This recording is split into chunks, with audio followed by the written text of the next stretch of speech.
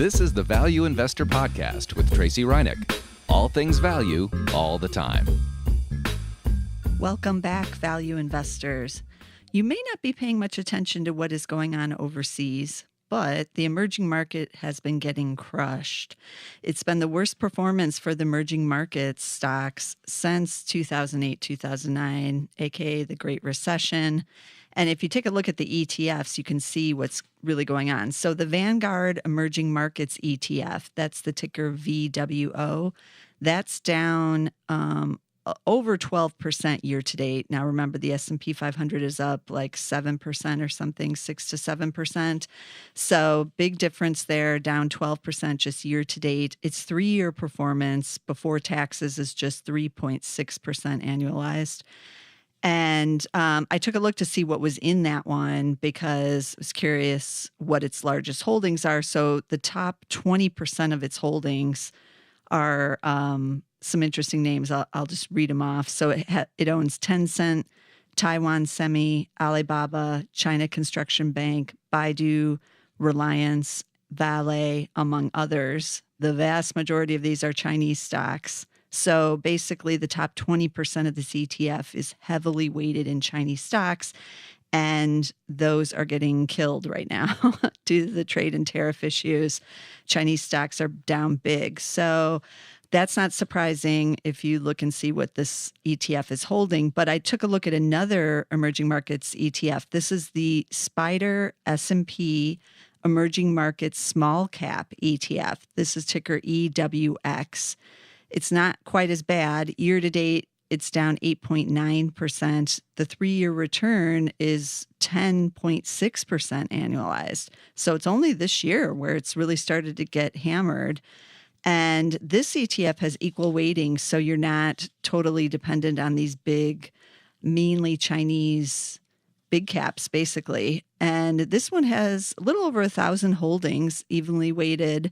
So you're not going to see big gains the same way you would if it wasn't evenly weighted, but you're not going to get crushed down quite as bad. And surprisingly, the PE ratio with just this one is just 11.6. So not quite as bad, but still getting crushed. So I thought about how can we find our own cheap emerging market stocks? Are there any out there that we can buy the individual stocks for instead of buying these indexes? Are there deals?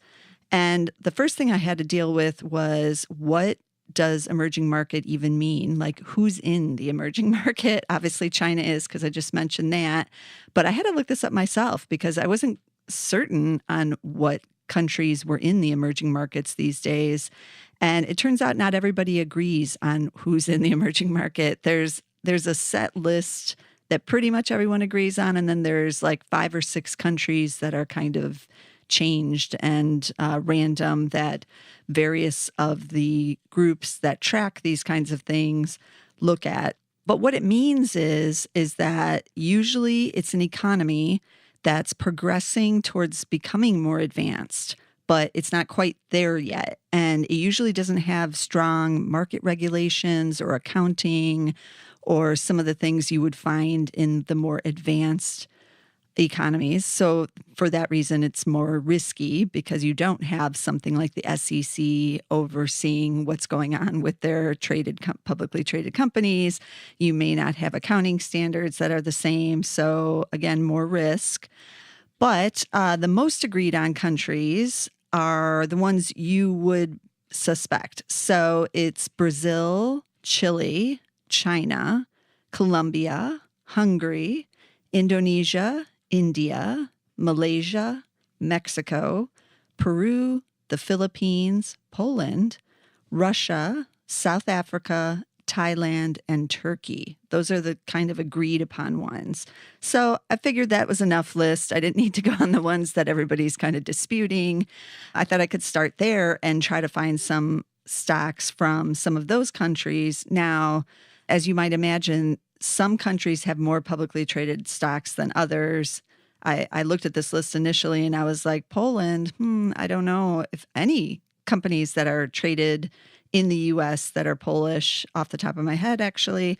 So I basically didn't even look in some of the countries to find stocks because I know that there's a lot more publicly traded in some than others. And so I stuck with the ones that I knew would have some. So I screened for companies domiciled in certain of these countries. So the first screen I ran was for Mexico. And I also looked at those that were trading within 10% from their lows, their 52-week lows, because I thought maybe I might get something cheaper that way. And then I threw in a PE, but then it gave me fewer stocks. So I took that out, but I did look at it while I was reviewing these.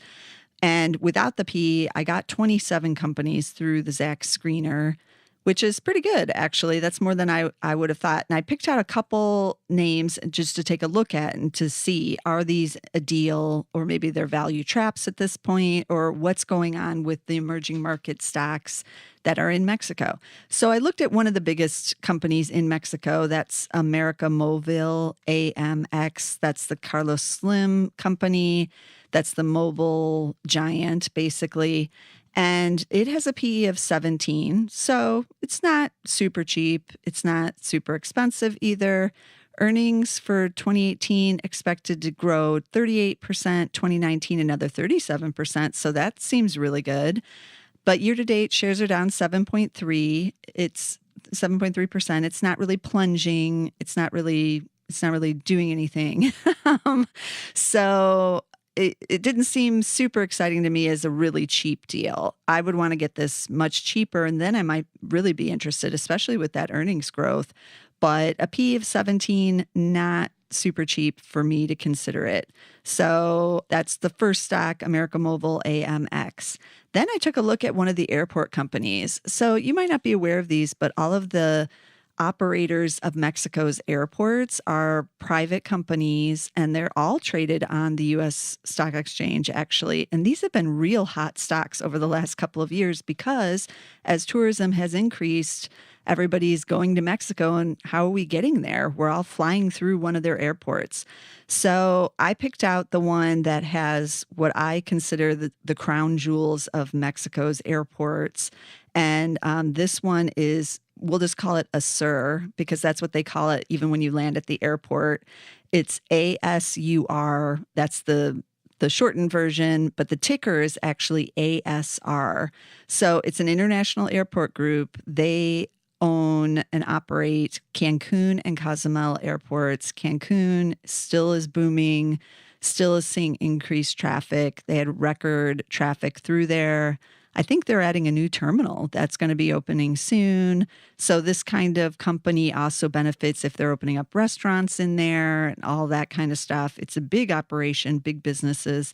But this company is also interesting to me because they have a partial ownership in the San Juan, Puerto Rico airport, which wasn't too good last year, but it's trying to rebound. Traffic is still down there, though, because the tourists aren't yet back really in Puerto Rico yet.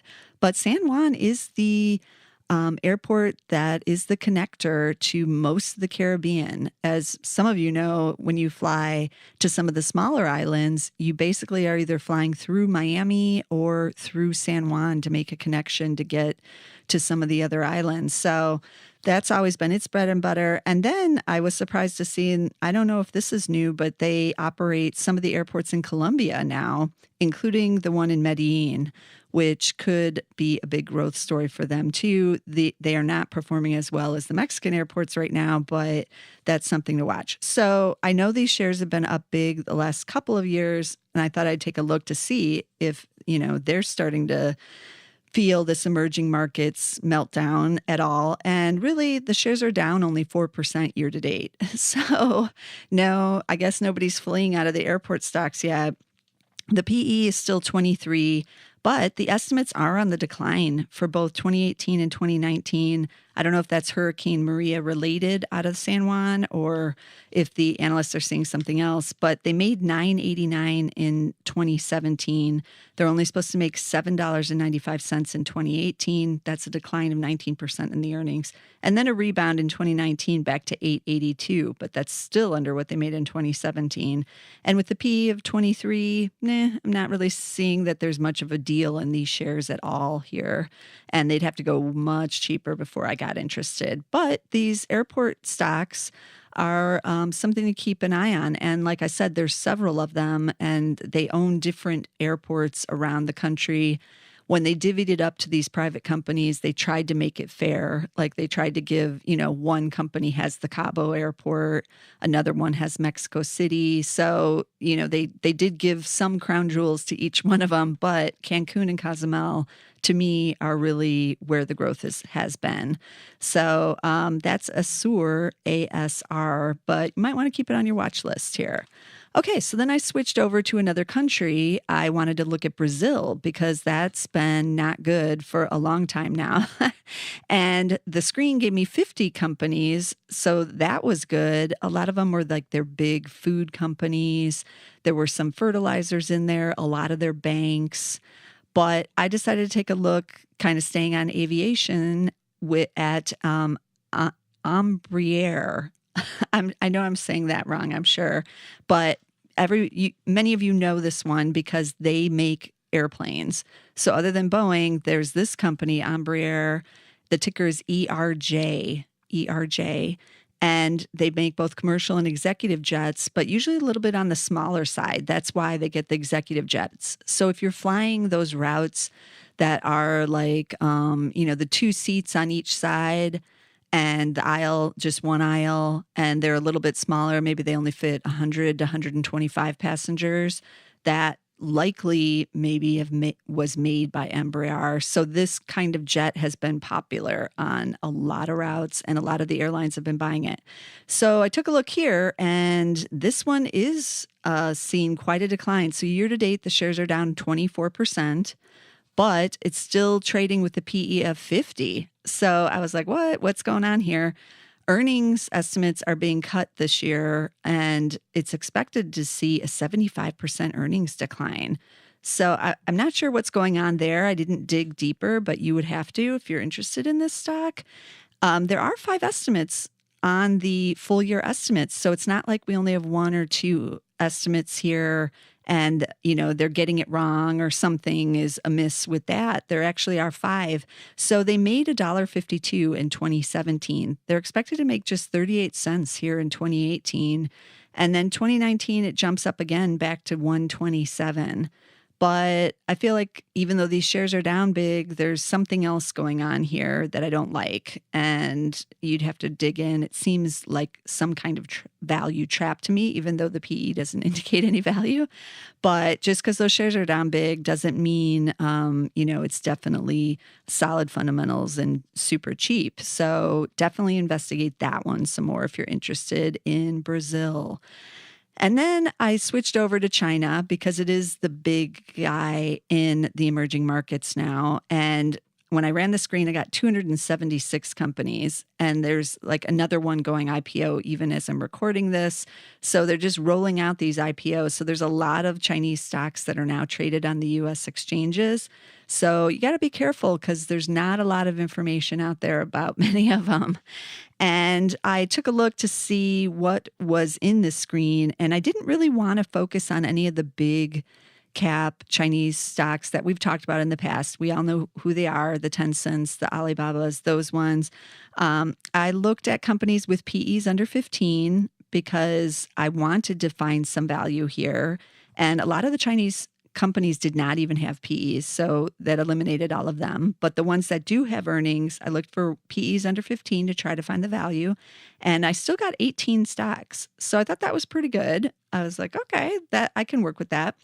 And so I'm going to give you 2 of them that I just took a look at because the Chinese stocks are getting slammed down. I thought maybe there might be some deals here, and maybe we can uncover some of them. So the first stock is called, now I'm going to say this, but who knows? It's CYOU.com. The ticker is CYOU, so that's easy to remember, just CYOU. And they do online gaming. Now, the gaming area has been hit recently because the government has been cracking down on the types of games that are being developed, and they've actually yanked a couple from the market suddenly. So this has been super volatile place to be. And if you look at the chart of CYOU.com, you'll see the shares are down 64% year to date when I'm recording this. They've just been on a steady stream down, but they now have a PE of 11. That's why they made the screen.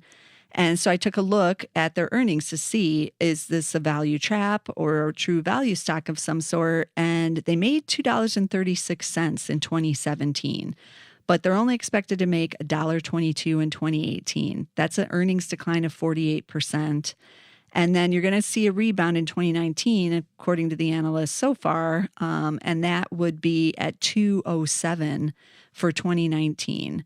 But second quarter revenues here declined 25% year over year and 18% quarter over quarter. So the sales are down, the earnings are being cut. Yeah, it's cheap, but this is a value trap, not a value stock. And it's another reminder that just because companies in China, everybody thinks, oh, they're so big and, these companies can grow forever because look at all the billions of people who can buy their product or play their games.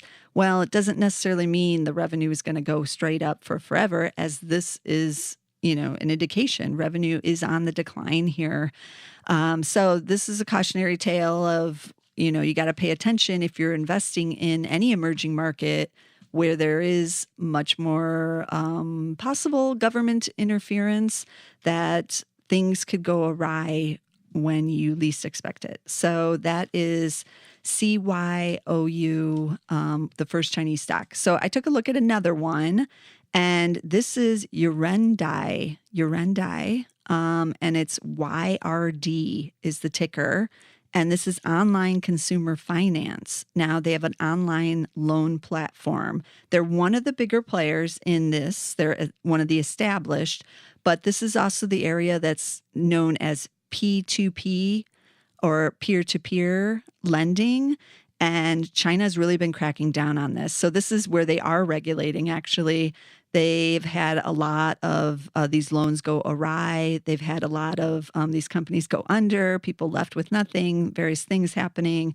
So they've been cracking down, and they're instituting a registration process. Now, in response to that, a company like Yurendi, who's been around for a long time, they are trying to partner with the bigger banks. They're doing a credit assurance program. So they're trying to comply and clean up their act the same way that the Chinese government is trying to get the whole industry to do. But that doesn't mean there's not, problems in the industry. So this company suspended its dividend on August 29th. Yeah, it's one of the few Chinese companies that actually did pay a dividend. It was paying 56 cents a share. That's not too bad, but it suspended it, and they said it was due to a challenging market environment with business uncertainties. That never sounds good. I've heard plenty of challenging markets and, that kind of reasoning, but business uncertainties isn't good either. So as you can imagine, these shares have plunged down too. And so that's why it also is in the screen. But it has a PE of just 7.4. So I know a lot of you are looking at it thinking like, wow, this is really cheap now because it's plunged down. But, you have to look at those earnings to see if it's really a value stock or value trap. So 2017, they made $3.45. 2018, now that they have the challenging market environment, they're only expected to make $2.41. So that's a decline of 30%. 2019, the analysts see it rebounding back to $3.14, but we only have one estimate on this company. So that's also one of the issues with a lot of these companies. There's just very few analysts covering, all of these Chinese companies and the ones that are going IPO nearly, every month. So they are spread thin. So just one estimate, but you're getting a decline of 30% here in 2018 for the earnings, according to this one analyst. And obviously, the company themselves are telling us that they're suspending their dividend. That's never a good sign because that means they're trying to conserve their cash, obviously. But yeah, Urendi, YRD is the ticker there. So as you can see, it's a little rough investing in emerging market stocks. It appears just from this small sample that Mexico actually has is holding up fairly well, the Mexican stocks. And it's much more the Brazilian and the Chinese stocks that are getting hammered. So that's where you might find some values. To me, they're not really dirt cheap enough yet to put some money in and to like roll the dice on some of these because, again, the emerging markets is much riskier. There's a lot less information out there. There's fewer analysts covering it. You might not know what's going on. You might not even be able to listen to the conference call, depending on if they're doing it in English or not, or if they're supplying information in English. So there's all these issues. But for me, for emerging markets, I want them to be super cheap. There's a few of these Chinese stocks that look like they're close to that. And if they continue to see red, that could get interesting as a value investor. And then I would really suggest you're going to have to buy a bunch of them. You're going to have to buy, more than just like 2 or 3. You're going to need a nice diverse portfolio of them because when some of them blow up completely, which they will, then you can ride out the rest. And that's what diversity is all about. So even, some say you might need up to 20 stocks to be diverse. Then if you own 20 Chinese stocks and 5 blow up, but you have 15 that continue on, then you're not doing so bad. So that kind of strategy reminds me of the famous investor, John Templeton. He decided to buy a bunch of stocks after the Great Depression, but when there was basically the second recession that happened in the late 1930s, the stock market had recovered after the Great Depression fall off, but now started to sink again. And so it had a second turn in the late 1930s, right before World War II. And he decided to buy 100 stocks all under $1.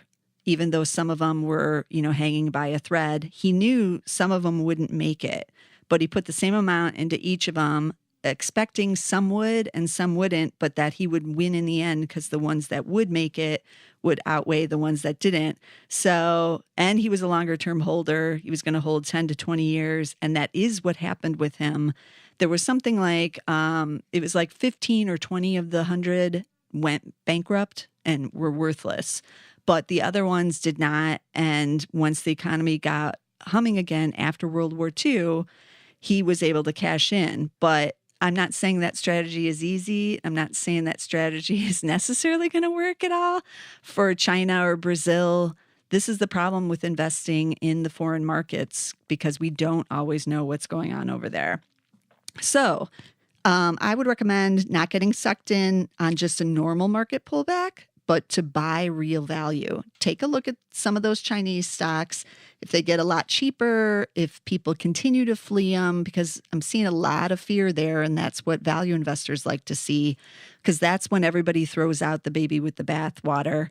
I did take a look at some of the top names to see if any of those were exceptionally cheap, and they're not really. Baidu, BIDU is the ticker there, continues to be the cheapest of those bigger cap Chinese stocks, and it's trading at 17 times. So if Baidu were to go down to 10 times or 9 times, then I might get interested again to put some money, take a risk and roll the dice on those. But some of these other ones are still, the Alibabas of the world are still trading at pretty high valuations, even with this Chinese pullback.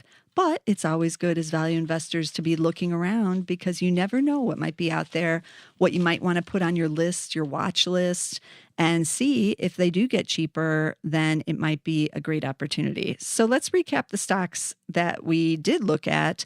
Again, we had America Mobile, that's AMX, Assur is ASR, Embraer is EJR, Then we had the Chinese stocks. Let me find those. CYOU.com is CYOU, and then Yorendai is YRD. So I'll be, investigating some of these again. I've done a podcast on the Chinese stocks, whether or not those were cheap, those big cap stocks a while ago, but some of them have sunk some more. So I'm sure I'll be doing another podcast to check in on those again, because I know many of you are interested in investing in China.